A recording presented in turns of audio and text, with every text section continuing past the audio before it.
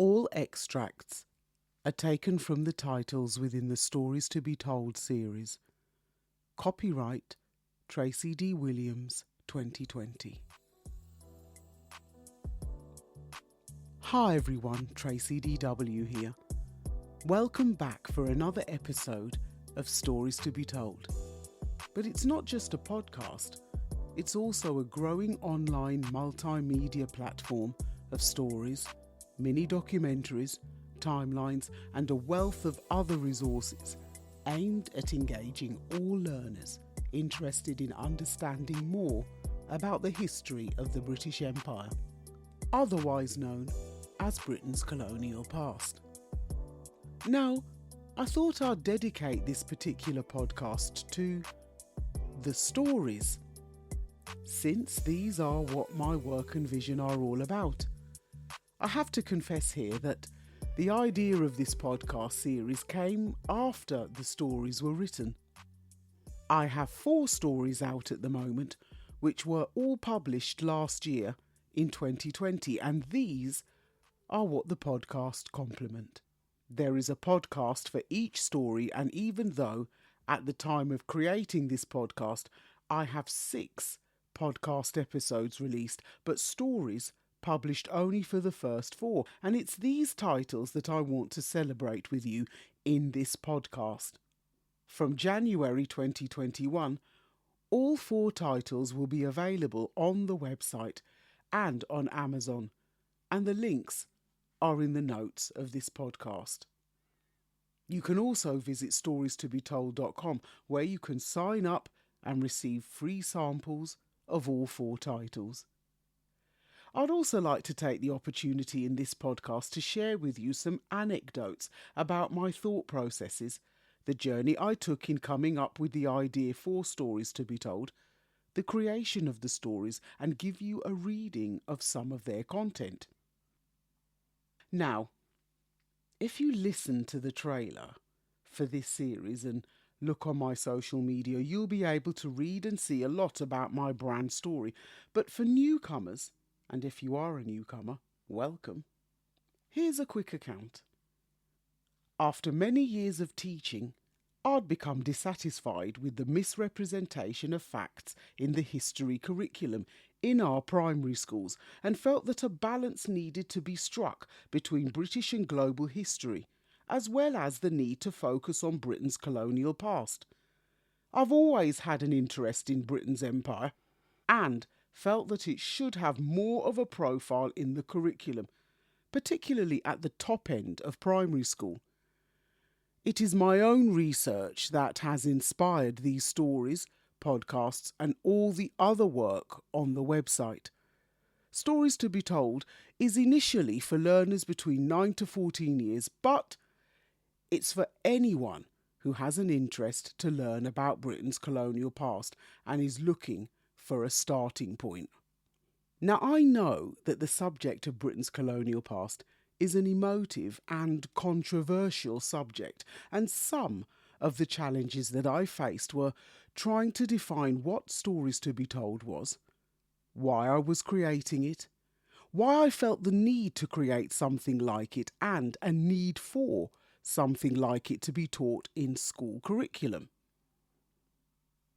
The strapline, "History is a matter of fact or perspective," embodies my ideology of history, not necessarily being either or, but having many perspectives, often omitted or forgotten about, which presents a balance to knowledge that brings us closer to defining what is truth.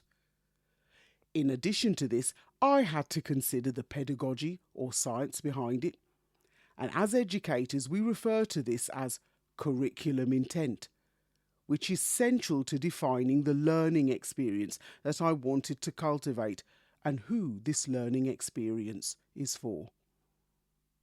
What I chose as key events for the focus of these stories was influenced by many questions that I had to ask myself, such as, what knowledge is of value? Why does the learner need to know this? Which formats should be used to present this knowledge, and how will this knowledge be delivered? Brand design and brand analysis has really helped in terms of defining my vision, brand story, aim and rationale, USP, and defining a particular target audience and how to facilitate their ability to learn about the subject or topic. As a result, I decided to include with every story a learning journey, chronology, and a workout to help broaden your vocabulary. Looking at stories to be told through brand design and analysis really helped me to develop more of a business mindset and complements my educational experience. For me, the stories always come first. I wrote the stories first. They are the heart of stories to be told. Without the stories, stories to be told does not exist. This is because of a story's ability to convey complex ideas in ways that make it understandable, thought-provoking, engaging, entertaining. A story's ability is endless. They are an ancient and sacred way of passing on and handing down information. Values, ideals, cultures. Stories are timeless, and I want my work to be the same. Timeless, and to remain for all posterity to be read, enjoyed, and learned from for generations to come. Okay, that's enough pontificating. Let's get into the stories. The first story is Caribbean Wind. If you've visited my social media pages or website, you will recognise the book cover. It's the most recognisable of them all. A mock-up of HM Windrush, which is really striking and was my first ever post on Facebook. I have to give a shout out to my amazing illustrator, Jason Lee, who you can contact at jasonmation.com. The link will be in the podcast notes. He has the most amazing way of interpreting your ideas and vision and putting designs on paper that really engages and has a huge visual impact. What's interesting about Caribbean Wind is that even though it was the first book to be published, it was the last story to be written. It wouldn't have been written at all if it had not been for a conversation while having dinner with a friend back in 2018, with whom I was sharing my ideas about stories to be told. She replied, "That's great, Tracy. It's the 70th anniversary of the Windrush in June this year. Are you going to write a story about that?" I was totally blindsided by this question, as I hadn't even thought about it. "No," I said. "I hadn't thought about that." I went home and began working on the story.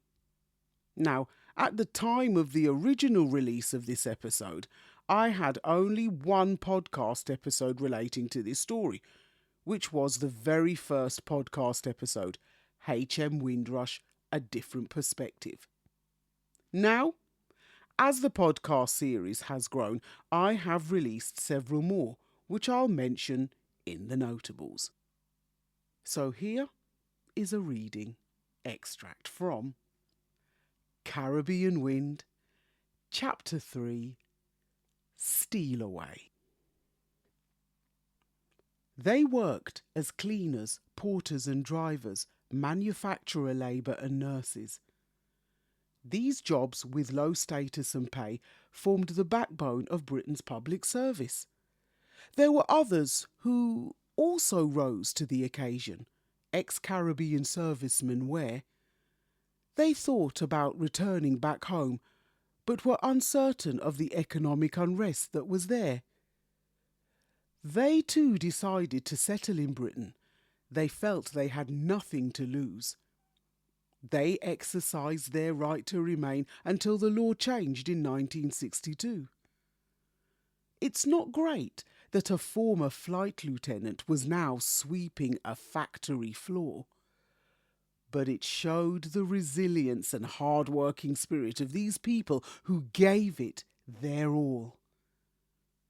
Our parents and our grandparents put their shoulders to the wheel, and they became the balm that helped the rationing and war-torn wounds to heal.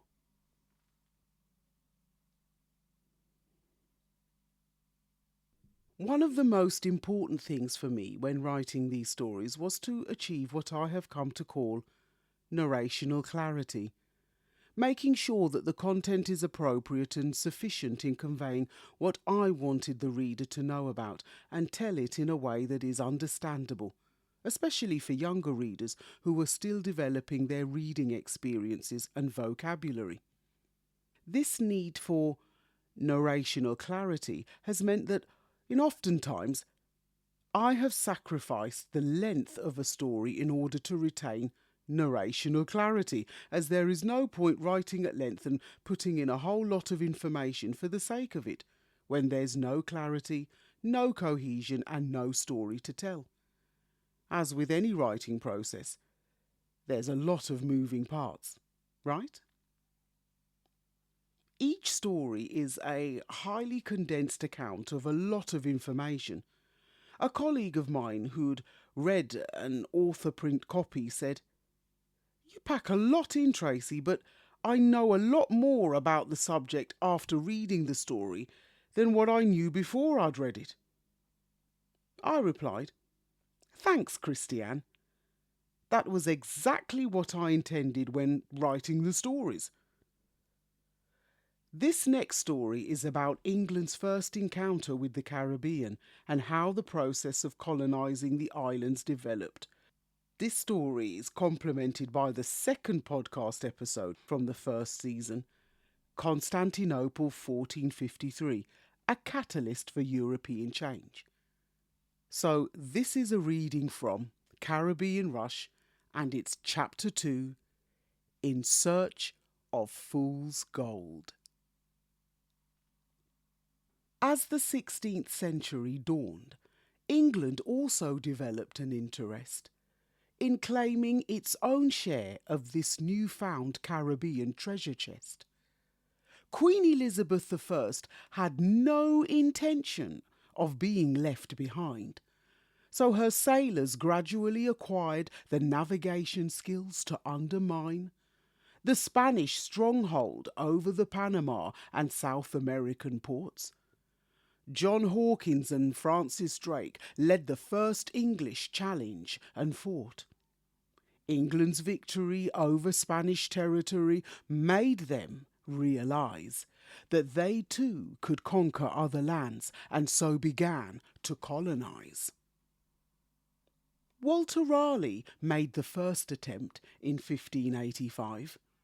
Inspired by tales of El Dorado, he claimed the beaches were paved with gold. His lack of judgment cost him dearly, as his execution told.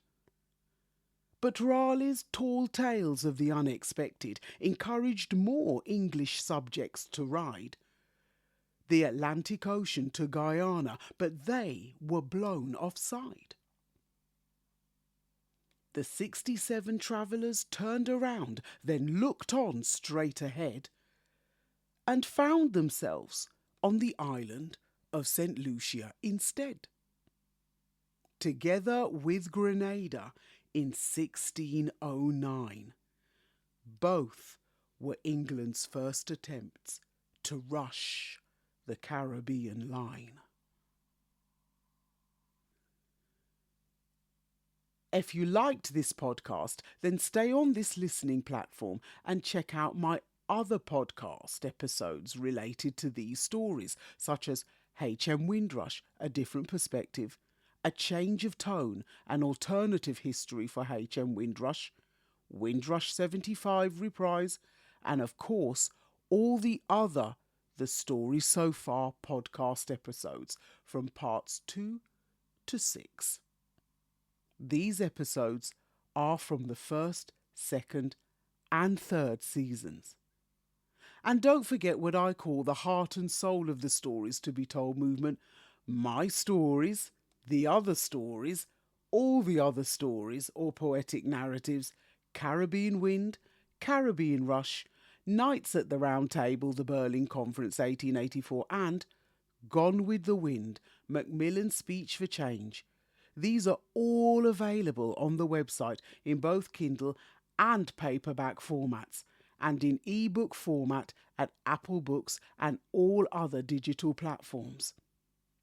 And why not visit storiestobetold.com, where you can sign up for my latest newsletter, a chance to win a promotional giveaway each month for one lucky person on my email list, as well as receiving your free samples of my first 4 titles.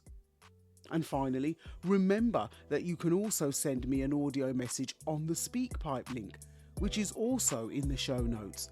So don't be a stranger. Feel free to like, follow and share us on social media when you visit the website. Just click onto whichever social media link you would like to follow us on. And, as always, it's a pleasure and a privilege to share my learning journey with you in this podcast series, and I encourage you to either begin or continue your own. History is a matter of fact or perspective. I'm Tracy DW, and this is a Stories to be Told podcast. Stay safe, stay well, stay blessed. Thanks so much for listening again, and I'll see you on the next page.